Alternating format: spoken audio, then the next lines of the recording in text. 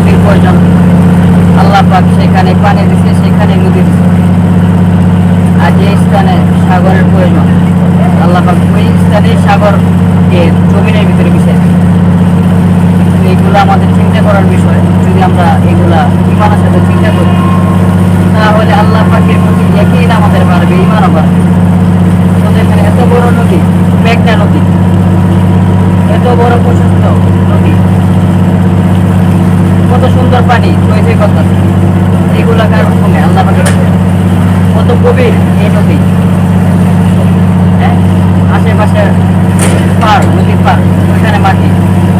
তো আল্লাহ পাক যেখানে নদী দেওয়ার দরকার ছিল, আল্লাহ পাক সেখানে নদী, আর যেখানে সাগর দেওয়ার প্রয়োজন ছিল, আল্লাহ পাক সেখানে সাগরে।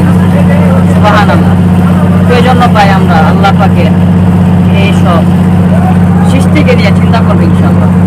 তাহলে ভাই আমরা আল্লাহকে চিনতে পারবো এবং আমাদের ইয়াকিন, আল্লাহ পাকের জাতির প্রতি ইয়াকিন আমাদের বৃদ্ধি পাবে ইনশাআল্লাহ।